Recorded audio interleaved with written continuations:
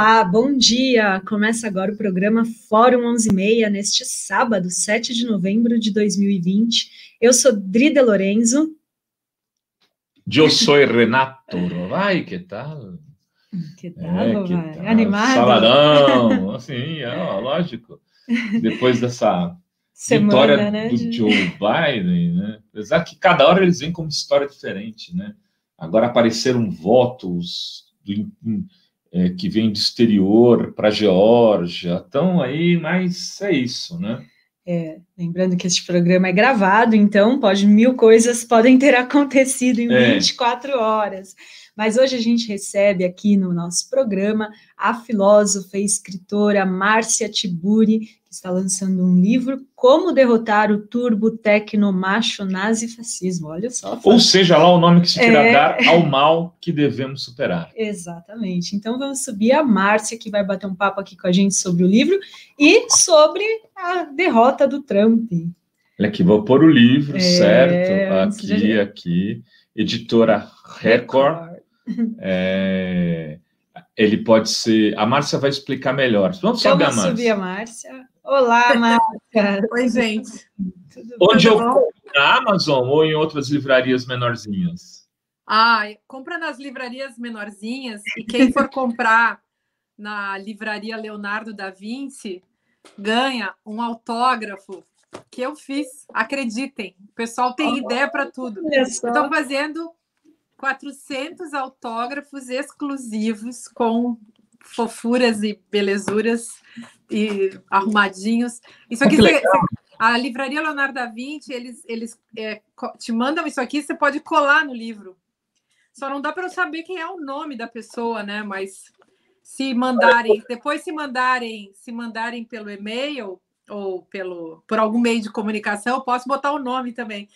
Foi um jeito assim gracioso da gente que eles inventaram de Vou sugerir para a livraria Realejo do nosso amigo Zé Luiz Tarran, que sempre nos assiste, se ele hackear a livraria da Vinci. É em Santos, não é concorrente, não tem problema. Claro. As livrarias pequenas, gente, a gente tem que salvar as livrarias, pelo amor de Deus. Aqui em Paris, assim, tem um verdadeiro movimento pelas pequenas livrarias, porque essas Amazon... Aqui a Amazon nem pegou muito, não, sabe? Diz que é, assim, 10% do comércio de internet da França, que não é uma coisa assim, talvez até menos que isso. Mas eu acho que a gente precisa salvar as livrarias e salvar as editoras, que também estão desaparecendo, salvar os escritores, que ganham... A gente ganha 10% do valor da capa, vocês sabem, né? Sim. Então... E você deve ganhar 10% do valor da capa porque já é uma escritora com algum grau de respeitabilidade. Mas tem escritores que ganham menos que isso. E tem muitos que têm que pagar para poder conseguir ver seu livro publicado, né, França? Mas mesmo no meu caso, né, eu não vivo de direitos autorais. O tipo de livro que eu faço não é um livro que tem um apelo gigantesco. É um apelo para gente inteligente, interessada, mas não é assim aquela indústria da autoajuda, sabe? Mas quantos exemplares vendeu como conversar com um fascista?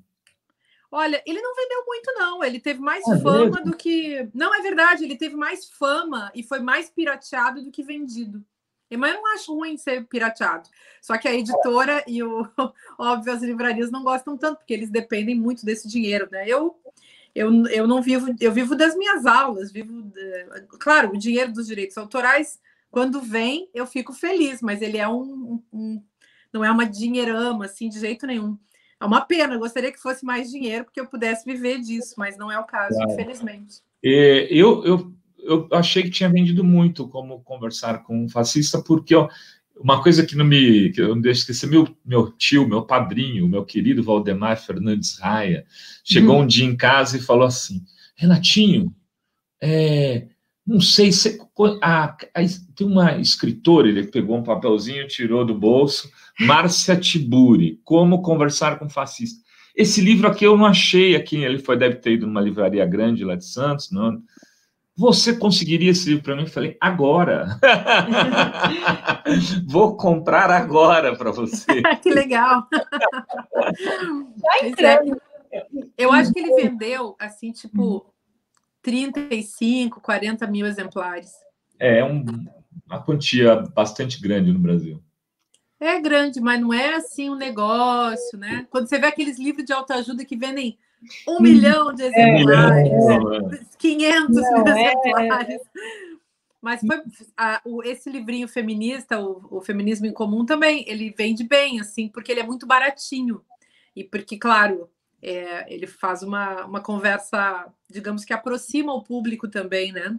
Mas ele vendeu bem mais que o Como Conversar com Fascista. Só que eu gosto, porque o Como Conversar com Fascista, vocês viram, né? Eu contei um pouquinho a história dele aqui. Eu só contei sinais muito rápidos do que aquele livro rendeu, né? Do que ele tem ele tá misturado com a história da sua recepção e com a história das confusões e dos ataques que me envolveram. E ele é um livro que acabou provocando efeitos, né? Não foi um livro que ficou só na estante mesmo. Ele realmente provocou efeitos, tanto bons efeitos reflexivos, quanto esses efeitos de ódio. Muita gente odiou o meu livro e muita gente amou o meu livro. Agora, os que odiaram não o leram. É sempre assim, né? E Como Conversar com Fascista foi lançado em 2015, né? Quando ainda estava naqueles protestos para tirar, né? Que deram gestaram o golpe em 2016. E na época as pessoas diziam que era um exagero, né? Falar de muitas pessoas, muitos fascista, intelectuais. Né? E agora, muitos intelectuais. Não é pessoas, né? Vamos grifar. Intelectuais. A Márcia, ela foi uma das primeiras pessoas, junto com o Jean também. Nós outros, que sempre falamos na palavra fascismo e neofascismo, né? Um neofascismo de mercado que a Márcia comenta aqui, explica no livro. Eu quero que ela explique um pouco para a gente, né? Tem novas características, porque um dos argumentos que se utilizavam-se, esses arautos da sabedoria, né, da filosofia e das ciências sociais, era que o fascismo era estatal, ponto. Não havia, então, por que chamar de fascismo algo que era diferente. Enfim, era um argumento, assim, parecia tão... Naquela época, acho que o pessoal não pegava essa gente aí digamos, o círculo intelectual positivista brasileiro, né? Que as ciências sociais, tem muita gente assim, né? Então, eu acho que esses caras não pegam a questão pelo lado psicanalítico, mais frankfurtiano, que é o meu foco, assim, de estudos, de formação, de onde eu trouxe essas inspirações, na verdade, né? Então, mas foi legal ter tido toda essa, digamos, esse ranço ao redor do livro, porque se não fosse esse ranço, eu não teria tido a ideia de escrever esse outro. Porque qual era a minha questão? Como conversar com fascista? Então, você fala fascismo é um termo genérico, muito usado há 100 anos, aliás, desde que o Mussolini cunhou o termo, e esse termo começou a ser usado no sentido genérico. E as pessoas que têm um pensamento positivista, os pesquisadores que têm um pensamento positivista, muitas vezes têm dificuldade de compreender que os conceitos têm história, que eles transitam nas circunstâncias e que eles se modificam, né? Então, eu acho bem interessante assim, a gente poder levar isso em conta, né? Trazer isso para as pessoas, que elas compreendam que um conceito ele tem história, que ele entra em jogos de linguagem. Quer dizer, as pessoas começaram a usar fascismo a partir de um outro sentido que ia além do fascismo de Estado.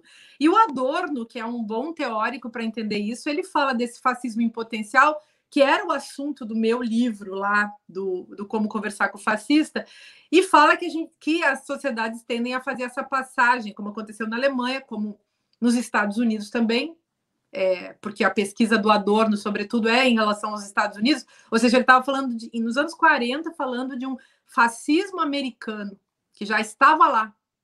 Então, se passa desse fascismo em potencial, que é subjetivo, que é aquele estado de latência, né, do preconceito na vida das pessoas, e por meio de agitadores fascistas, da propaganda fascista, dos meios de comunicação que fazem essa operação linguística, se passa a um fascismo de Estado. Claro que no fascismo de Estado, então, é mídia com judiciário, com legislativo, com executivo, na produção do estado de exceção, né? E aí, quando eu escrevi esse livro, quando comecei a pensar no conceito, eu queria mostrar qual era a diferença que tinha entre aquele fascismo de 100 anos atrás, 90, 80 anos atrás, né, o fascismo ali dos anos 20, 30, 40, para esse nosso fascismo de hoje, e aí que vem a questão. Naquela época era um fascismo sob condições históricas analógicas, e hoje nós temos um fascismo sob condições históricas digitais. Para mim é importante, acho que todo mundo ganha com isso, né, se a gente entender as transformações das tecnologias na história, porque elas modificam o sentido da nossa comunicação, da nossa linguagem, da produção da própria linguagem. Mas já era um fascismo com uma lógica midiática. O Adorno fala disso, inclusive, o uso do rádio, né? Como que o Goldsmith usou o rádio. Então, mas aí uma nova mídia talvez venha eu acho que dá um outro sentido, tô concordando contigo, mas tinha lá uma nova tecnologia também, né? Pois é, então, eu acho que esse é o ponto, Rovai. Porque, assim, naquela época, então, condições analógicas, rádio, cinema, imagina que o cartaz era feito com técnicas de impressão super básicas. Sim, tipo... E aí, o Hitler desenhou a suástica à mão. Não dava para fazer meme, não dava para mandar as mensagens pelo WhatsApp. Essa é a diferença. E aí, esse caráter turbinado é justamente tecnológico, quer dizer, um incremento radical das tecnologias, passa-se do analógico para o digital. E, para mim, o ponto de inflexão que a gente pode colocar para entender esse passado de 100 anos, desses 100 anos, né, está... Então, rádio, cinema, essas tecnologias de impressão bastante primitivas quando comparadas com as que a gente tem hoje. Quase silk screen, né? Então, mas em 1950 surge a televisão. Sim. E a televisão muda muita coisa, porque aquele cinema que ficava lá fora, que a gente precisava caminhar, andar de carro, pegar um trem, um bonde para ver lá no centro das cidades, das diversas cidades pelo mundo afora, entrou para sua casa. E aí a gente começa a ter uma nova relação com as imagens técnicas e as telas, né? E aí as telas, elas dominam o nosso cotidiano. E aí, quando a gente pensa que o sujeito lá, qualquer cidadão, que nem o hacker que me sequestrou meu Instagram essa semana, né? o guri pode pegar qualquer computador que ele vai saber mexer, sei lá. Ele pode pegar uma tela qualquer com meia dúzia de insumos e ele pode fazer um estrago do outro lado do... Se bem que a gente não sabe até agora se realmente aquele hacker é turco ou se ele é brasileiro disfarçado, né? Provavelmente ele vampirizou um computador turco ou ele se colocou sob proteção do Tor, IP, né? Que é com IP que disfarça ele. Ele deve ser brasileiro, mas... Então. Mas, assim, uma maldade fora do comum, uma maldade, até porque a gente está fazendo campanha feminista, né? Ocupação feminista lá no Instagram. Umas coisas, mas enfim. Bom, mas aí foi isso, né? E só corrobora o que você fala, né? Como o machismo, né, presente nesse fascismo atual, né? Como eles ficam com ódio justamente porque o seu Instagram traz tudo aquilo que eles odeiam, né? As feministas ali fazendo discurso. Sim. E essa semana isso foi pesado, né? A gente vai chegar no Trump, a Márcia vai falar do Trump.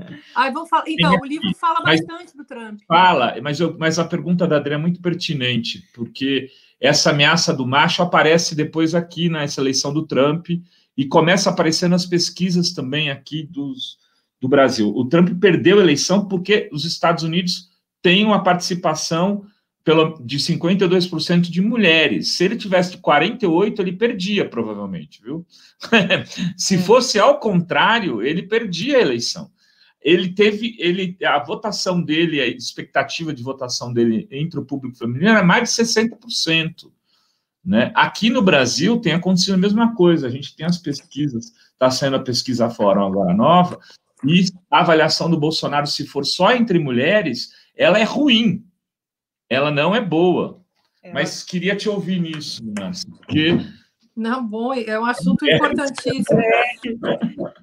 Esse é um assunto absolutamente importante, e eu não sabia dessa estatística aí, Rovai, te agradeço pela informação, mas faz todo sentido. Como é que eu tratei a questão do machismo em relação a esse fascismo? Para mim, o que a gente está sempre lidando no fascismo, nós estamos sempre, no caso dos fascismos, lidando com performatividades. Então, quando falamos de fascismo, estamos falando de um tipo de tecnologia política que envolve, evidentemente, estratégias de sedução da população. População que vai ser transformada em massa. Ponto assim, super importante é que as massas não preexistem aos estímulos aos quais elas são, a partir dos quais elas são produzidas, né? É bem importante lembrar. Você tem que estimular a criação da massa.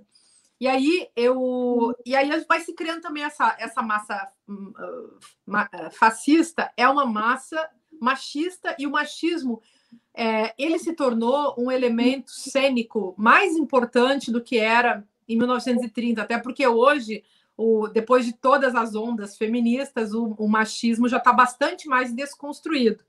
Só que, ao mesmo tempo, ele está mais histérico. E onde a histeria machista aparece com muita força é justamente nessa produção política, da cena política. Então, a gente vê... dá para falar mesmo de uma histeria machista. Podem olhar, vou dar exemplos assim muito concretos. Bolsonaro é um homem de feições delicadas, né? Ele é um homem que tem um narizinho, uma boquinha. Ele não é um cara assim, brutamontes, corpulento. Ele pode até se achar, mas ele não é. E os filhos dele também são todos delicados, do ponto de vista das feições, né, gente? Porque não são pessoas delicadas, né? Mas, assim, do ponto de vista estético, eles se apresentam como aquele homenzinho branquinho, suavezinho, sem... O sujeito que, olhando, não tem nenhum tipo de masculinidade mais à flor da pele, né? É um sujeito sem apelo, sem sex appeal, inclusive, né? Bom, aqui não quero fazer piada, mas lembrando do caso do menino bananinha, do tal que esse que pegou o bananinha, né? Deixa pra lá esse lado. Mas é um fato. Então, esses caras, eles fazem uma retórica que assim, tem teóricas, por exemplo, que falam seria um machismo, eu chamei de decorativo, um machismo que é uma violência decorativa, um machismo ostentatório. Quer dizer, tem que mostrar muita violência, tem que aparecer com armas, né? Então, as armas sempre estão presentes, eles estão sempre ostentando, fazendo fotografias com armas, mas isso virou assim uma espécie de elogio da arma, né? O Bolsonaro fazendo aquela arminha cute, né? Aquela arminha fofa, né? Meiga, ameaça suave, né? Para as pessoas. E aquela ameaça que tinha sido uma espécie de ameaça sedutora. Faça a arminha, mesmo que você venha ser alvo dela, né? Lembram? Bom, e agora ele não faz mais, né? Desde que ele se elegeu, ele parou com isso, depois que liberou o porte de armas, porque em algum momento, eu acho que eles pensaram, em algum momento esse negócio não ia ficar bom, porque não é bom você ficar sugerindo violência num país que está sob ameaça de morte, né? Não só a morte violenta no sentido robesiano do termo, mas a morte violenta pelo descaso e abandono em função de uma crise relacionada a uma pandemia, né? Ao famoso Covid, terror dos nossos dias. E aí, então, a questão é como é que eles fazem essa cena, porque não quer dizer que você precisa ser macho. A questão é você parecer macho. Então, ser macho é outros 500. Agora, parecer, isso é importante. E aí, quais são os elementos iconológicos que você coloca na cena para você ficar parecendo um super macho? E isso porque a macheza, nesse caso, ela manda, né, digamos, essa construção cênica do macho manda sempre um sinal de violência para as pessoas e mete medo nas pessoas. Então, para um regime político que visa manipular o medo, a macheza, né, essa cena machista, essa cena do super macho, é uma coisa que faz todo sentido. Agora, ao mesmo tempo, tem o lado histeria, né, o lado de parecer macho a qualquer custo e de ficar sempre se expondo com essa maneira, né? Com essa cena que não passa de uma cena mesmo, né? E assim, eu não quero dizer que por trás deveria ter alguém macho, né? Até é bem provável que também é bem possível, aliás, que também possam ser muito violentos em casa, nas suas vidas e tal. Mas eles não são... Tem uma contradição aí, tem alguma coisa que não combina muito bem com essas figuras tão fisicamente suaves, arrumadinhas, de paletó e gravata, e que, assim, seriam passeando aí em qualquer Oscar Freire da vida, né? Não, se não fossem os Bolsonaro, seriam aquele sujeito que, sei lá, é uma almofadinha que trabalha na empresa e ganha o dinheiro dele, fica na dele, é o homem branco capitalista que, claro, está inserido já num contexto de violência, já faz parte da cena do privilégio, que já é uma violência, já implica 1000 violências, mas eu estou colocando isso assim para a gente entender que tem um esforço de parecer mais violento do ponto de vista cênico, porque é preciso provocar pela estética um efeito de poder. E também trabalha a dinâmica do medo, né? O medo como substância, você fala disso no livro, para a partir desse medo ser a solução para o medo, né? Isso. E aí, se a gente pega os exemplos, então, esse medo sempre manipulado, e você produzindo medo e se apresentando como solução para o medo. Isso está no Bolsonaro, está em todo o milicianato na política brasileira, todo o milicianato, inclusive de outros países, porque a gente pode pegar políticos estrangeiros, eu falei de alguns aí no livro, e falei, evidentemente, do Trump, porque o Trump era inevitável, né? Quer dizer, pensar em Bolsonaro e não falar de Trump era, no momento atual... Não, em 2015, Trump não era isso, né? Agora ele virou isso tudo. Então vamos entrar um pouco. Oi? Vamos entrar um pouquinho no Trump? Vamos. Como é que você recebe essa notícia da derrota dele? O que você acha que algo se moveu? Você acha que a partir daí a gente pode começar um processo de desnazificação, desnazifacização da política? Então, acho que sim. Bom, eu acho que todo mundo fica... Digamos, não é que seja bom, assim, pensar no Biden como um presidente dos Estados Unidos, mas é a política da redução de danos, né? O voto como redução de danos, né? Então, estamos todos pensando nisso. Acho que para nós brasileiros, óbvio, né? Há quanto tempo a gente fala isso, quanta gente fala isso, que o Brasil é tão influenciado imaginariamente e também na burocracia subterrânea dos jogos de poder aí envolvendo os países.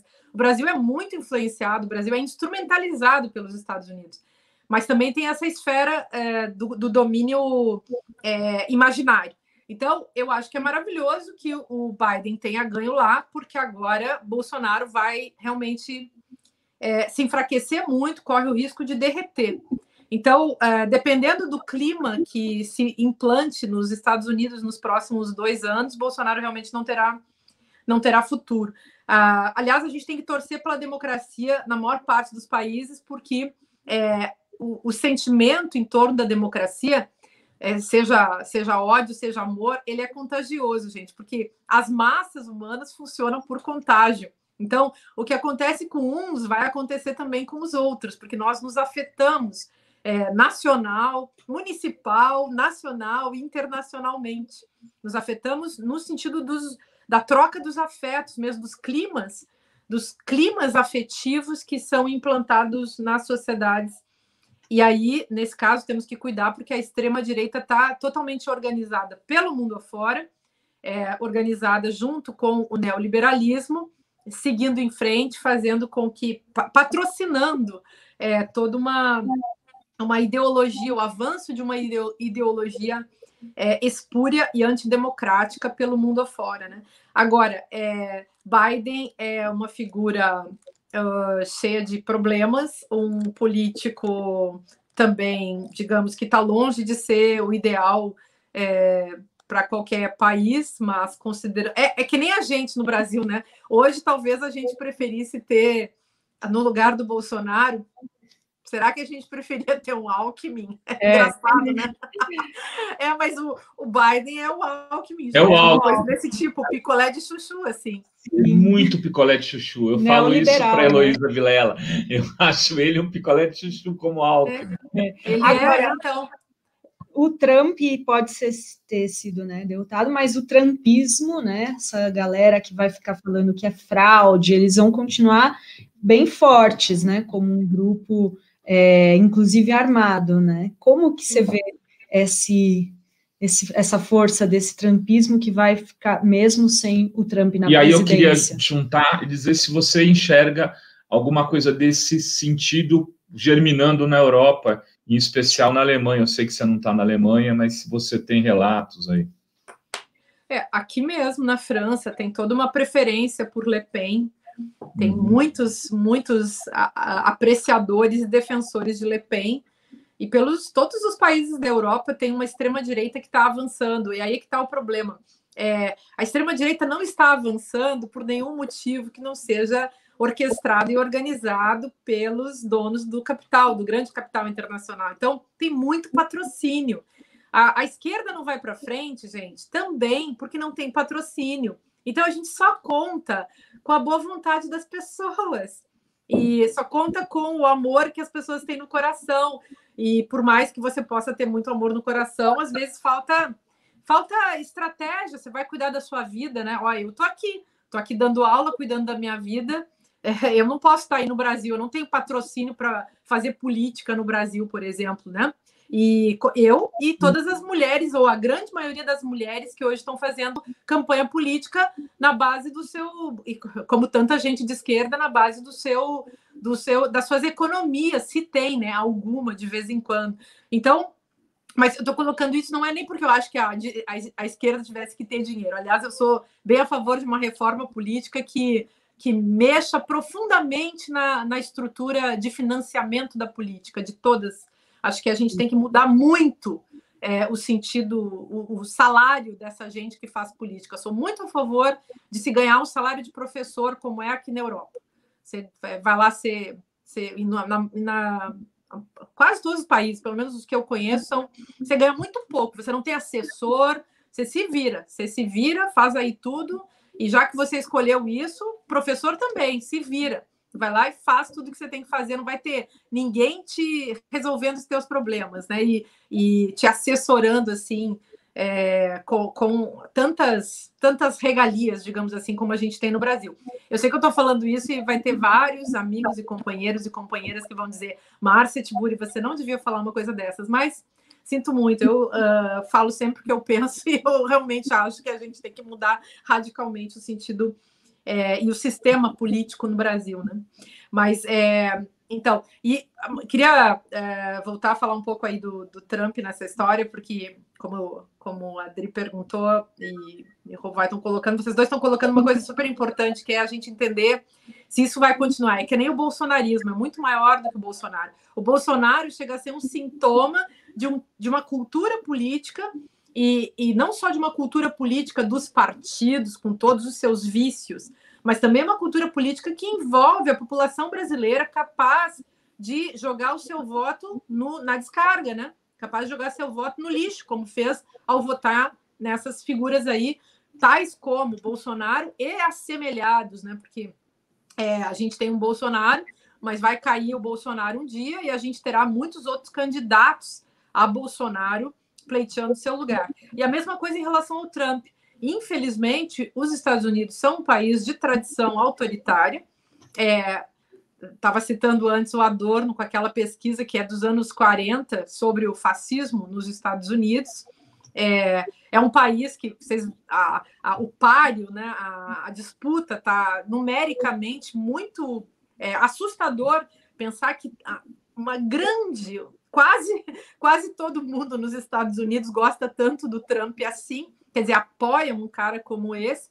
Essa gente que a gente viu aí na imprensa, né? Essa gente que sai armada para a rua, essa gente que é disponível para matar e para morrer, essa gente que vive no elogio da morte, entregue à possibilidade de uma guerra civil, sem medo de uma guerra civil, sem nenhum problema de sair matando os outros, né? É uma sociedade que liberou as armas e nunca cuidou, não tem uma educação para lidar com isso, né? Quer dizer, os Estados Unidos têm projetos de educação, os mais variados, nos mais diversos estados, muita gente boa. É uma população também muito trabalhadora, muito guerreira, muito solidária, mas esse lado, digamos, que votou agora no Biden, né? Porque o lado que vota no Trump é uma gente desse tipo, com a afetividade típica das personalidades autoritárias. E aí essa gente vai continuar. Com Ku Klux Klan e tudo, né, gente? Não dá para esquecer deles. Supremacia branca. É a supremacia branca, essa gente louca que vende. Agora, não te chama a atenção, olhando o mapa eleitoral dos Estados Unidos, como é tão diferente as posições em relação a Trump? Você tem, por exemplo, Pensilvânia, você vai na Filadélfia, aí 75% dos votos pró-Biden, 80%. E aí você sai das cidades menores e aí inverte, 60-40, 65-35 pró-Trump. E isso aconteceu não só na Pensilvânia, isso aconteceu em vários estados. Em Detroit, no Michigan, por exemplo, onde o Biden também virou, foi Detroit que virou. As outras cidades eram todas, as grandes cidades parecem estar menos nazifascistas nos Estados Unidos. Uhum.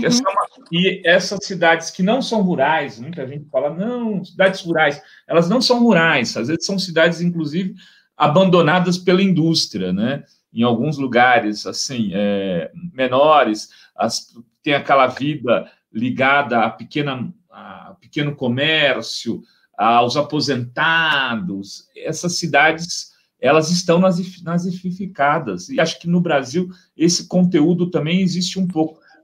Pode vir, espero que caminhemos para isso, né? Porque ele ganhou, por exemplo, na cidade de São Paulo, o Bolsonaro derrotou à larga, né? Uhum.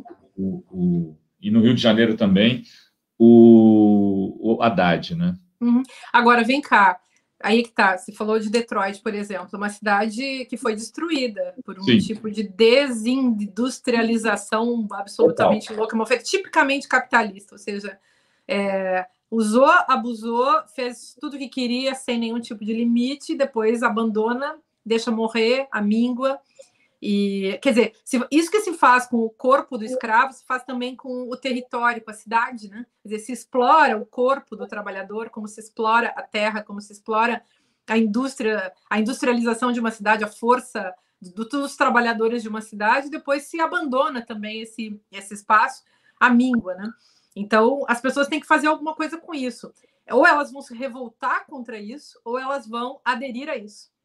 E por isso é difícil também a gente entender, não tem uma regra, né? Porque as pessoas, esse é um ponto que eu acho importante da gente discutir. A meu ver, as pessoas não votam racionalmente. E se votassem racionalmente, não teriam votado no Bolsonaro. Outra coisa, uma sociedade submetida ao medo, ao desespero, à fome, à ameaça de não ter futuro, né, de não ter oportunidade, é uma sociedade que nem sempre consegue agir racionalmente também. Então, em vez de votar na melhor proposta, até porque muitas vezes não tem condições de compreender a melhor proposta para poder eleger a melhor proposta. E por isso o reino da política também virou um reino da publicidade e da propaganda, porque não se trata de explicar para as pessoas didaticamente, de conversar com elas, fazer um diálogo e tornar compreensível o que se pode fazer com um país, com um estado, com uma cidade, né? Se trata sempre de tentar imprimir na cabeça do povo alguma coisa de espetaculosa, alguma coisa de sensacional, para que as pessoas apegadas àquela sensação venham a votar. E agora eu acho que nos Estados Unidos, pelo que eu consegui entender do tanto de coisa que eu vi, a sensação que me dá, a impressão que me dá, é que houve, de fato, um pavor, um horror, que deu resultado, um horror assim do que se está vivendo, seja em termos de trauma com as mortes, assim, porque os Estados Unidos não têm um sistema único de saúde. É o pior país do mundo para você viver em termos de... Quer dizer, o pior país do mundo é um exagero retórico, né? Mas é um dos piores países do mundo para você viver sem plano de saúde. Você não pode, porque você não vai ter saída, o governo não vai te oferecer nada, você está desprotegido e pode morrer à míngua. Então, acho que essa situação da saúde acordou as pessoas para a necessidade de pacificamente tomar uma atitude básica, que é votar, né? Fazer o voto funcionar, pensar o voto, fazer um voto bem feito, um voto que trouxesse resultado. E houve uma grande movimentação de lideranças comunitárias, de gente que trabalha com política ou ativistas para todos os lados, tentando fazer com que as pessoas votassem e votassem com consciência de que era preciso, a partir disso, né, que seria possível levar os Estados Unidos a um outro destino que não fosse o destino já traçado pelo Trump, que é o destino da destruição. A destruição das pessoas, porque o Trump é uma figura tipo Bolsonaro, mas ele é um turbo-Bolsonaro também, ele é turbinado.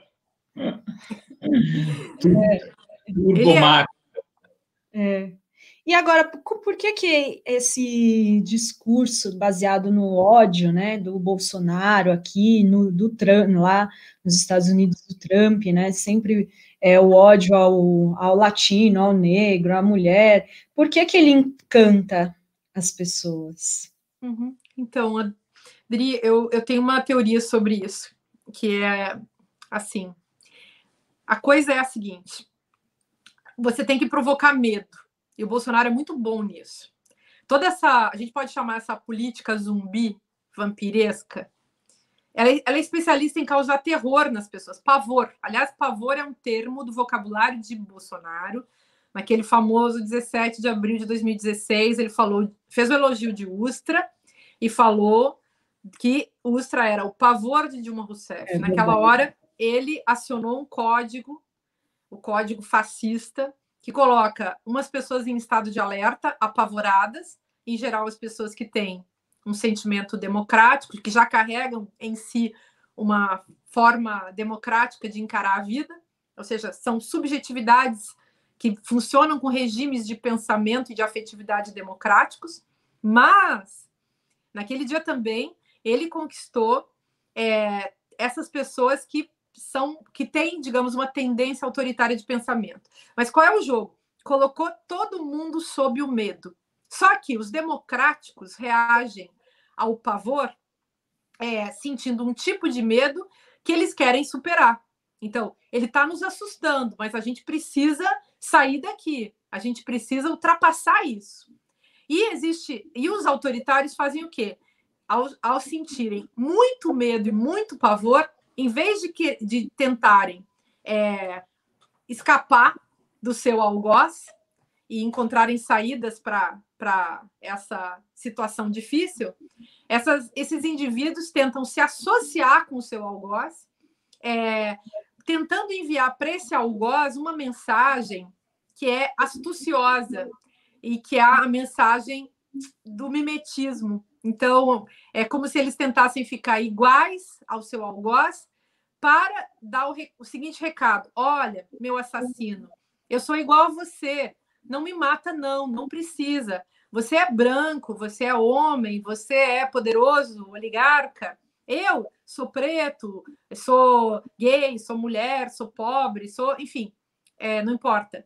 Eu sou a sua vítima em potencial, mas eu me disfarço de igual a você. Essa é a mensagem, né?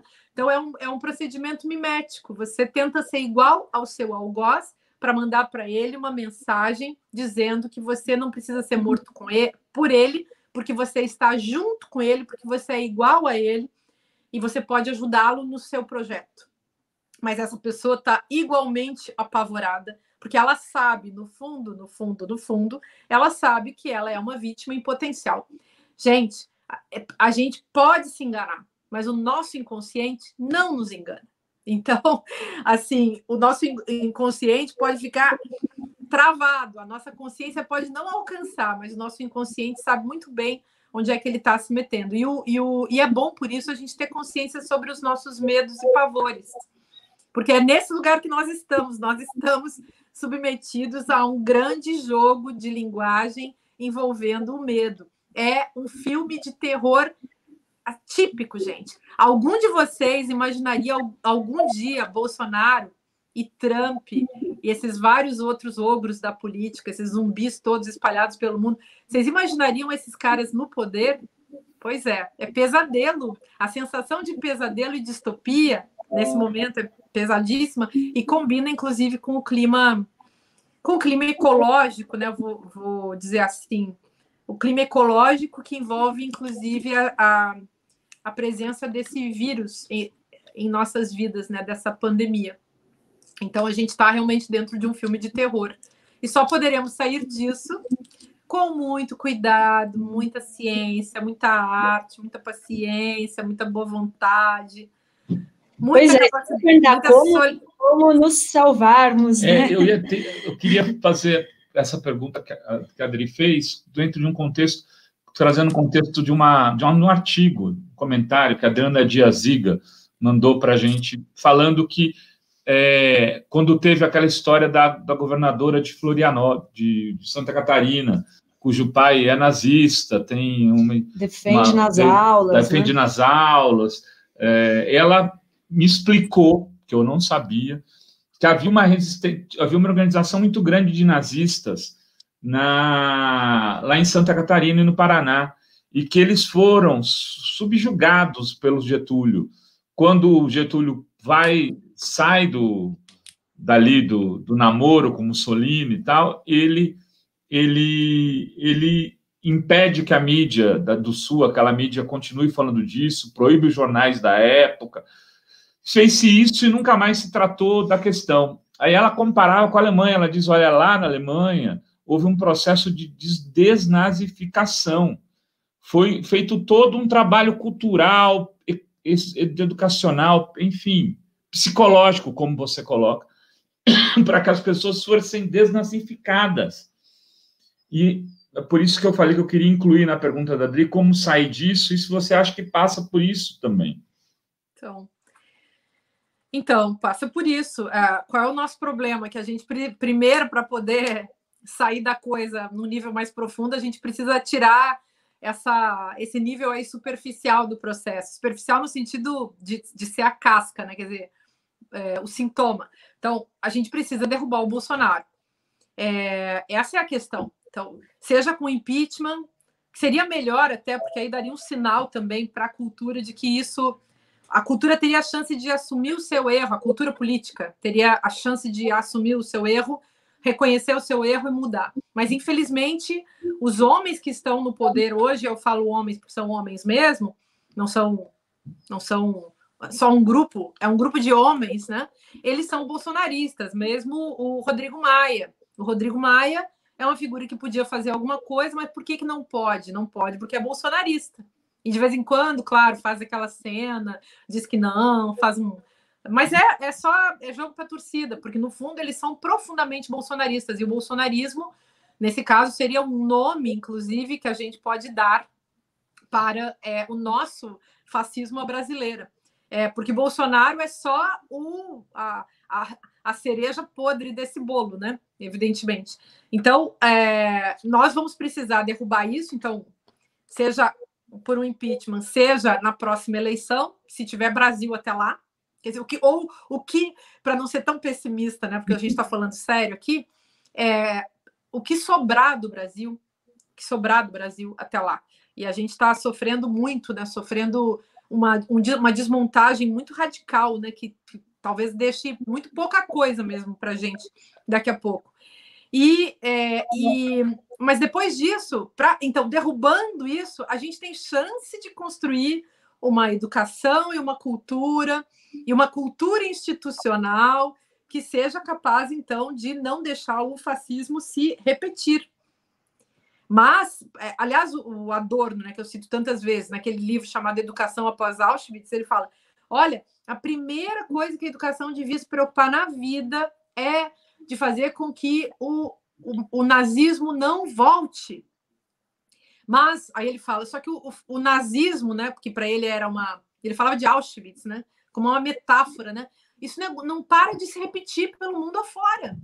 Então, a gente não imaginava que o Brasil, considerando a autoimagem que os brasileiros têm de si, a gente não imaginava que os brasileiros pudessem ter esse grau de autoritarismo, esse grau realmente de essa capacidade, né? Esse grau de autoritarismo que leva a uma capacidade de se relacionar com a violência, com a maldade, com o mal banal, que é o assunto lá da Hannah Arendt, quando fala dos nazistas, e do mal radical também, que é o mal da pura e simples destruição.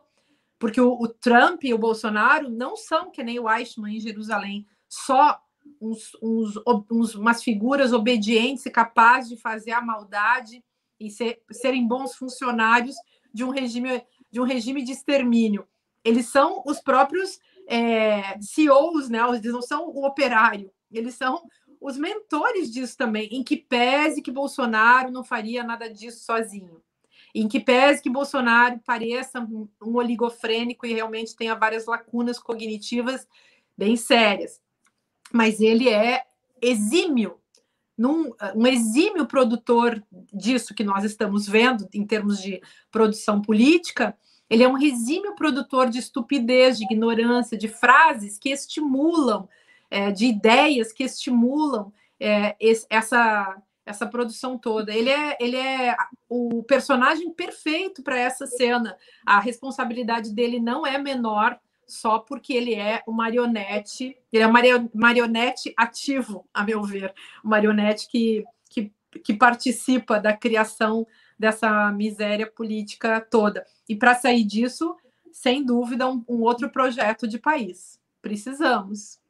Um projeto muito sério, que assim, eu tenho certeza que muitos brasileiros e brasileiras desejam reconstruir o país num patamar de democracia radical. Mas, sem dúvida, a guerra é pesada, porque essas figuras algozes, né, essas figuras não querem nem saber, elas não têm nenhum tipo de escrúpulo e são capazes de matar muita gente. Eu sei como, aliás, já vem acontecendo, né? A Márcia tem um compromisso agora. Eu queria que ela falasse um pouquinho mais por quê é fundamental comprar o seu livro agora. A gente vai colocar o link ali embaixo da editora, né, Dri? É Grupo Record, Grupo Record. Mas joga no Google. Grupo Record. Joga a Livraria da Vinci no Google, que na livraria... Mas hoje uma amiga minha que estava em João Pessoa, ela me mandou fotos da livraria, dizendo que lá em João Pessoa, na livraria Leitura, já tinha o livro, ou seja, o livro já está circulando no Brasil todo e acho que a editora está conseguindo distribuir bem. O que tem nesse livro, assim? Esse livro é efeito de uma vontade de superar eu acho que se a gente conseguir refletir, se a gente conseguir entender o fenômeno, vai ser mais fácil superá-lo.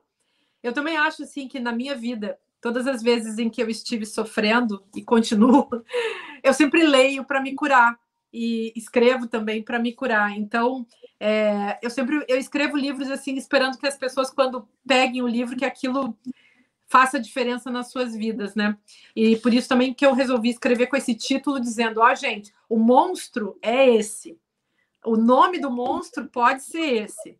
E aí, eu acho que se a gente conseguir entender a anatomia desse monstro, a gente vai poder sair digamos, de debaixo das suas patas, né? Ele vai parar de nos assustar e a gente vai conseguir entender os caminhos que podem nos levar a uma outra vida sem essa teratologia política, né, que a gente está vivendo agora. A gente pode construir outras formações políticas que não sejam monstruosas, nem cheias de ódio, e que dependem, sem dúvida, de um arranjo que a gente faz entre, vamos chamar assim, o comum, né, a esfera pública, vamos chamar assim, e as instâncias decisórias.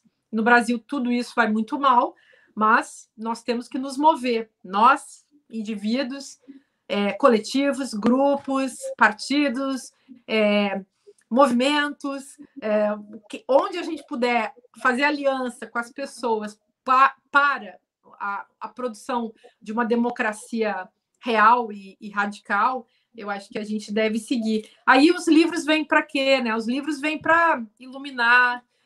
Comprar um livro é que nem comprar uma lâmpada, né? Com a diferença que o livro tem muito mais duração que a lâmpada, né? E é uma tecnologia muito antiga que depende, para funcionar, depende só da gente ler. Então não precisa, ainda mais um livro de papel, né? Esse livro tem e-book também, que é uma alternativa que as pessoas estão gostando bastante hoje em dia. Mas estou acreditando assim que a gente, conseguindo entender, a gente vai conseguir traçar caminhos para superar o fenômeno. É isso. Bom, então, né? De novo aqui, mostrando aqui, Como derrotar. Editora Record, pode pedir na livraria pertinho da sua casa. De preferência uma pequena, né? Que tem um livreiro legal como o Tarran, que você possa chegar, ir lá, conversar sobre outros livros, ter outras dicas, enfim. Incentivar outras pessoas a lerem ali, que estão ali do lado, às vezes olhando, passando. Dá de presente, olha só, né? Você pega o livro e você pega esse autógrafo. Aí você abre aqui e você coloca aqui, ó, tá vendo? Páginas. Você coloca aqui. Você cola ele. Você cola. Não é? Muito legal. Engenhoca, eu achei tão inteligente. Muito boa. E isso é para quem compra na livraria da 20, né? Mas as outras livrarias podem copiar. Podem fazer igual. Sensacional a ideia da 20. Que já começa a fazer aí, olha, eu vou falar para o Tarran agora. Falei, Tarran, tem que fazer isso aí em Santos. Com autógrafo. Olha, eu tenho muitos leitores em Santos. Eu vou gostar de mandar carinhos, beijos por escrito para as pessoas. Legal. Obrigada, gente. Muito obrigada, Márcia. Obrigada. Um beijo para vocês. Obrigada. Vocês também. Bom confinamento aí. Sorte para todo mundo. Com certeza. Você também. Um beijão. Tchau.